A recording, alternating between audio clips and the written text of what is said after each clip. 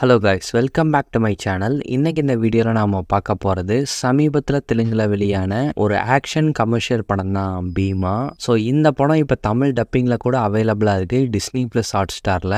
And இந்த படத்தில் யாரெல்லாம் நடிச்சிருக்காங்க அப்படின்னு பார்த்தோம்னா கோபிச்சந்த், பிரியா பவானி சங்கர், மாளவிகா சர்மா அப்படின்னு பல பேர் நடிச்சிருக்காங்க. ஹர்ஷா இந்த படத்தை வந்து டைரக்ட் பண்ணியிருக்காரு. இந்த படத்துடைய ஒன்லைன் வந்து என்ன அப்படின்னு முதல்ல பார்த்துடலாம். ஒரு போலீஸ் ஆஃபீஸராக இருக்கக்கூடிய படத்துடைய ஹீரோ வந்துட்டு பார்த்தீங்கன்னா ஒரு மிகப்பெரிய கடத்தல் கும்பல் கிட்ட இருந்து குழந்தைகளை வந்து காப்பாத்துறாரு. ஸோ இந்த கடத்தல் கும்பலோடைய நோக்கம் வந்து என்ன, எதுக்காக இந்த குழந்தைங்களை வந்து கடத்தணும், ஸோ இதை நம்ம ஹீரோ வந்து கண்டுபிடிச்சாரா இல்லையா அப்படிங்கிறதா இந்த படத்துடைய ஒன்லைன். அண்ட் இப்போ இந்த படத்துடைய கதை வந்து என்ன அப்படின்னு பார்க்கலாம். கதையோட ஆரம்பத்தில் ஒரு போலீஸ் ஆஃபீஸர் வந்து வில்லன் குரூப்னால கொலை செய்யப்படுறாரு. ஸோ அந்த போலீஸ் ஆஃபீஸர் இறந்ததுக்கு அப்புறமா புதுசாக ஒரு போலீஸ் ஆஃபீஸரை வந்து அப்பாயின்மெண்ட் பண்றாங்க. ஸோ அவர் தான் இந்த படத்துடைய ஹீரோ. ஸோ அவர் வந்ததுக்கு அப்புறமா அந்த ஊர்ல நடக்கக்கூடிய அநியாயங்கள் எல்லாம் இவர் வந்து தட்டி கேட்கிறாரு. ஸோ வில்லனுக்கும் இவர் எடுக்கக்கூடிய அந்த நடவடிக்கை எல்லாம் பார்த்து கொஞ்சம் பயப்படுறாரு. கொஞ்ச நாளைக்கு நாம பண்ற எல்லா தப்புகளையும் வந்து மூடி மறைக்கலாம், ஹீரோ கிட்ட ரொம்பவும் நம்ம வந்துட்டு வம்பு பண்ணக்கூடாது அப்படின்னு சொல்லி வில்லன் சைலண்ட் அடக்கி வசிக்கிறாரு. அதுக்கு காரணம் வில்லன் வந்துட்டு குழந்தைகளை கடத்தி ஏதோ ஒரு விஷயத்த வந்து பண்ணிட்டு இருக்காரு. ஒரு பாயிண்ட்ல நம்ம ஹீரோ அந்த குழந்தைகளை வில்லன் கிட்ட இருந்து காப்பாத்தி சேவ் பண்றாரு.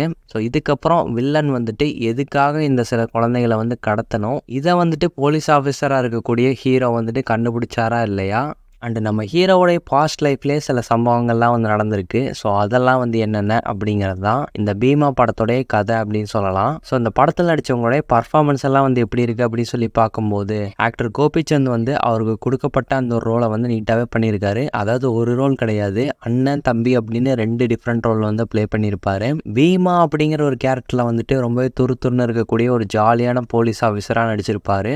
ராமா அப்படிங்கிற ஒரு கேரக்டரில் வந்துட்டு பார்த்தீங்கன்னா ரொம்பவே சாஃப்டாக ரொம்ப சட்டிலாக ஒரு கேரக்டரும் வந்து ப்ளே பண்ணியிருப்பாரு. இந்த 2 டிஃப்ரெண்ட் ரோல்லையும் அவருடைய பர்ஃபார்மன்ஸை நீட்டாகவே கொடுத்துருந்தாரு.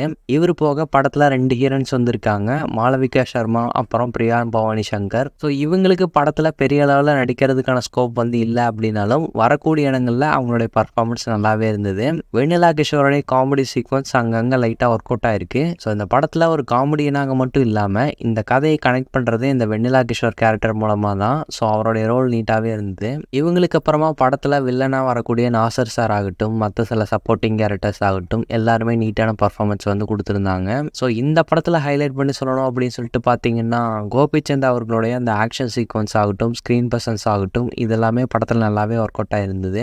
இன்டர்வலுக்கு முன்னாடி ஃபாரஸ்ட்டில் வரக்கூடிய ஒரு லென்த்தியான ஒரு ஆக்ஷன் சீக்வன்ஸ் ஆகட்டும், கிளைமேக்ஸில் வரக்கூடிய ஒரு ஆக்ஷன் சீக்வன்ஸ் ஆகட்டும், முதல்ல நம்ம ஹீரோ என்ட்ரி கொடுக்கும்போது வரக்கூடிய ஒரு ஆக்ஷன் சீக்வன்ஸ் ஆகட்டும், இதெல்லாமே ஓவர் பில்டப்பாக இருந்தாலும் சண்டை காட்சிகள் படமாக்கின விதம் நல்லாவே இருந்தது.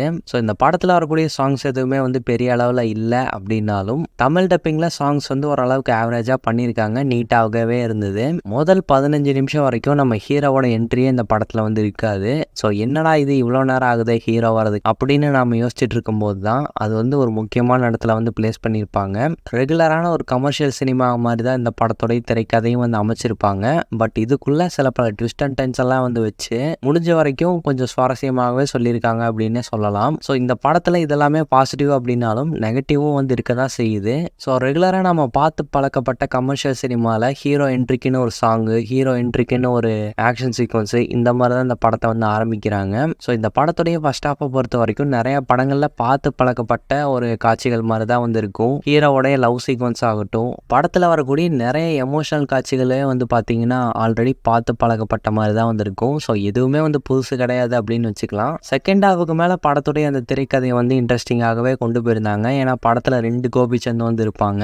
ஸோ அந்த 2ஆவதாக வரக்கூடிய கோபிச்சந்த் கேரக்டர் வந்ததுக்கு அப்புறமா படம் வந்து கொஞ்சம் சுவாரஸ்யமாகவே நகருது அப்படின்னே சொல்லலாம். ஸோ இந்த சின்ன சின்ன மைனஸ் தான் இந்த படத்தில் வந்து இருக்குது அப்படின்னே சொல்லலாம். நீங்கள் பெரிய அளவில் லாஜிக்லாம் எதிர்பார்த்து இந்த படத்தை வந்து பார்த்தீங்க அப்படின்னா கண்டிப்பாக ஏமாந்துருவீங்க.